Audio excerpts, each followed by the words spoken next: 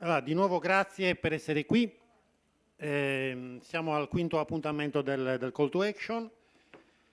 Vi ringrazio doppiamente anche perché sapete c'è un altro appuntamento importante a Nuoro in questi giorni. Se avete scelto Olbia vi devo ringraziare ancora una volta. Devo ringraziare anche Letizia Locci della Regione Sardegna, che non vedo più, era qui qualche secondo fa, eccola laggiù, che ha contribuito alla realizzazione di questo evento e che è una grande esperta di turismo attivo, quindi potremmo senz'altro sfruttarla magari per qualche domanda nel proseguo. La giornata di oggi è abbastanza ricca. Abbiamo il piacere e l'onore di avere qui Maurizio Goez. Il professor Goez non ha bisogno di presentazioni, è un esperto di sistemi turistici. E tutta la mattinata sarà dedicata, diciamo, al suo intervento.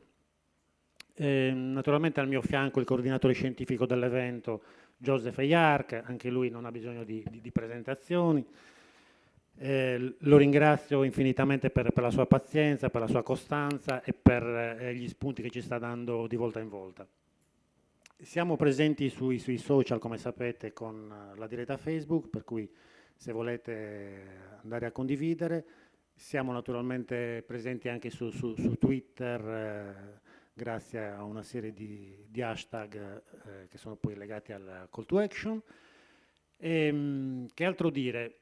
Partirei da una considerazione che mi è stata sollecitata da uno di voi con una mail nei giorni scorsi, che mi chiedeva ma ci darete dei numeri, delle indicazioni particolari su quello che è il turismo attivo, cioè quali sono i numeri del turismo attivo? Quindi io giro la domanda naturalmente ai miei relatori, che sono certamente più preparati di me.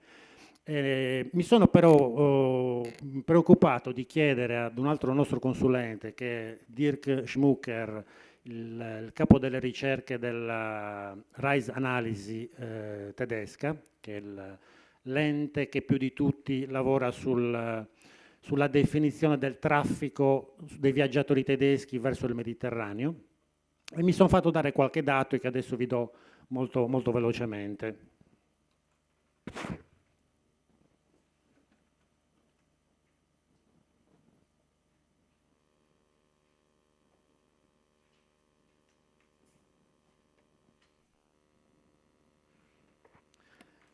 Allora, intanto vi dico quelli che sono i numeri dei viaggiatori tedeschi in Sardegna nell'anno 2017, numeri ufficiali. 355.000 arrivi, 1.300.000 presenze per una permanenza media che, come vedete, è intorno ai 5 giorni. Ecco qua. Se andiamo a vedere che cosa succede in generale, la Germania è il secondo paese per arrivi. Vedete che naturalmente il primo mercato continua a essere l'Italia, però immediatamente dopo c'è la Germania e poi via via Francia, Svizzera e quant'altro. La domanda che ho fatto a Dirk era proprio specifica sui dati, perché loro sono veramente molto bravi sul mercato tedesco. E quindi il primo dato che mi ha fornito è che le vacanze dei tedeschi verso il Mediterraneo sono circa 25 milioni nell'anno 2017. 25 milioni c'è una cifra ragguardevole. Una frazione non piccola ma non grandissima arriva verso l'Italia, 5,6 milioni. Pensate che verso la Spagna si muovono esattamente il doppio, oltre 10 milioni. Ho voluto approfondire sulle motivazioni di viaggio per cercare di capire che cosa succede e se ci fosse una domanda specifica di turismo attivo in termini di motivazione. Queste sono le prime 29 motivazioni che sono emerse dalle loro analisi e ovviamente è un po' complicato metterle insieme. Allora, insieme a lui abbiamo cercato di creare dei piccoli cluster agglomerando alcune voci, che questo è il risultato, diciamo.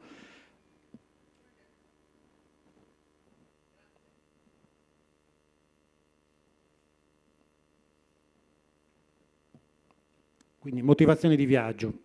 Siccome non era semplicissimo capirci qualcosa, abbiamo cercato di con delle semplificazioni, ripeto, di creare dei cluster per quanto possibile omogenei, e quindi abbiamo cercato di ragionare su quello che poteva essere una motivazione vicina o direttamente connessa al turismo attivo, e abbiamo messo insieme due motivazioni di base che rappresentano circa il 18% della domanda, secondo DIRC, che significa sostanzialmente circa 1 milione di turisti tedeschi potrebbero essere interessati al nostro prodotto, tra quelli che in questo momento si spostano verso l'Italia, senza considerare al potenziale, cioè a quelli che potremo andare a prendere. Ma già oggi 1 milione di turisti arrivano in Italia pensando a qualcosa che ha a che fare col turismo attivo, e sono circa 4 milioni e mezzo di quelli che invece vengono per il turismo attivo nel Mediterraneo. Per cui, se pensate ai 350.000 che abbiamo detto prima, turisti tedeschi che arrivano in Sardegna, è quello che è il potenziale, ecco, insomma, questa